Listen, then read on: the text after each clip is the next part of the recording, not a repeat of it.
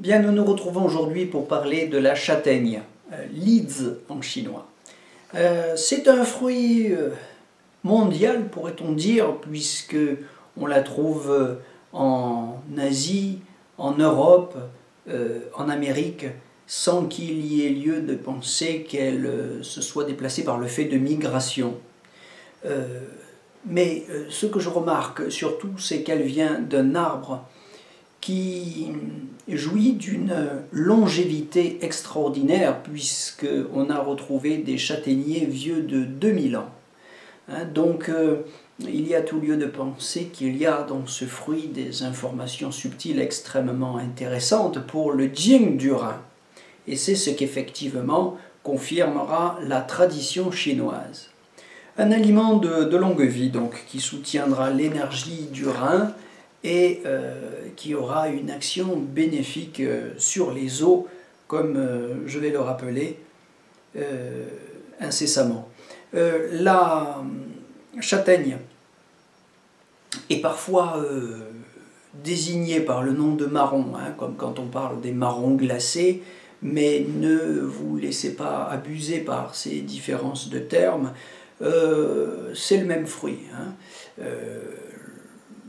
Le marron est seul dans sa bogue, alors que ce qu'on désigne par châtaigne, c'est un fruit qui se trouve dans le même genre de bogue, mais il y en a 2 ou 3 par bogue.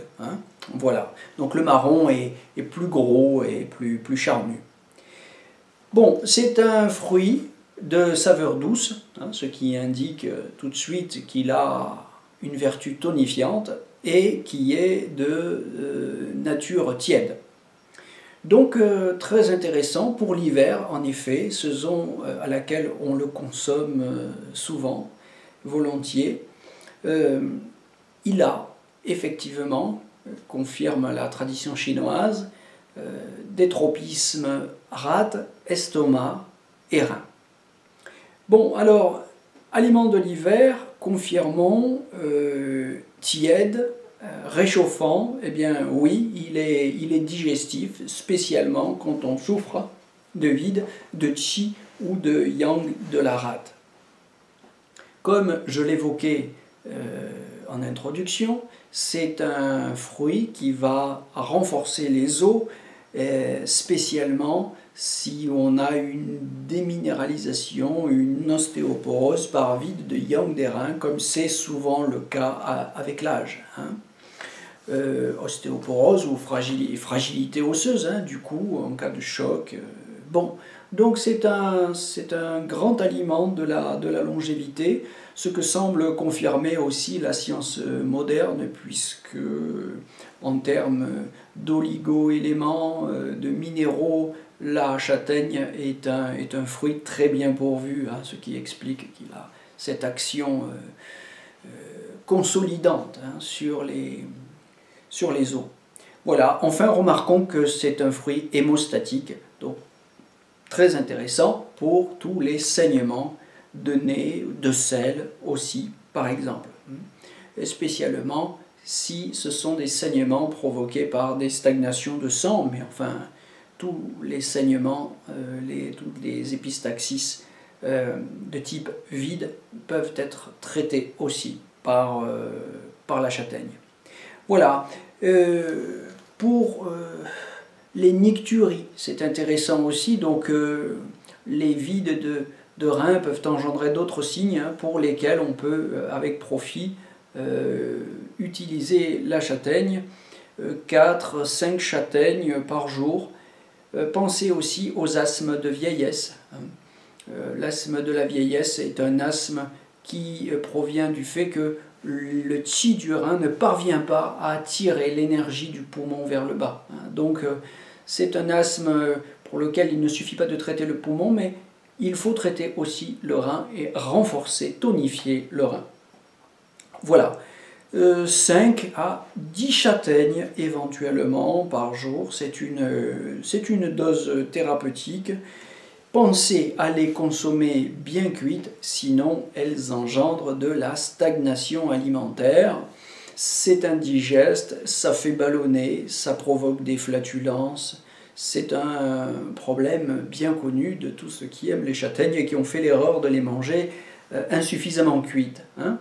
Voilà, on les consomme bouillies, on les consomme grillées. On en fait d'excellents gâteaux quand on l'utilise en farine. Alors c'est une farine relativement chère, mais elle a l'avantage d'être sans gluten et d'avoir une saveur tout à fait originale, voilà, qui plaît beaucoup aux enfants. On en fait des laits aussi qui sont absolument délicieux, qui ne sont pas fades du tout. C'est une excellente alternative aux céréales pour ceux qui seraient sensibles aux arguments de la diététique taoïste qui, je vous le rappelle, avait souligné que les céréales nourrissent les 3 cadavres. Hein, je ne vais pas faire une parenthèse trop longue sur ce sujet, j'en ai déjà parlé, mais les céréales,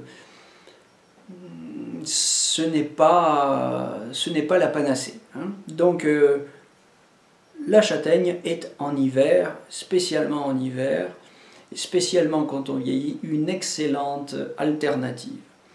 Voilà, elle est indiquée pour tout le monde, sauf pour ceux qui auraient le malheur de faire partie des allergiques. Hein, il y a quelques cas rares mais avérés d'allergie à la châtaigne qui provoqueraient des problèmes cutanés. Attention à ces effets hypercaloriques si vous souffrez de maladies cardiovasculaires et bien que son index glycémique soit raisonnable, elle peut quand même être relativement contre-indiquée pour les gens qui souffrent de diabète. À ces réserves près, je vous souhaite de bonnes châtaignes.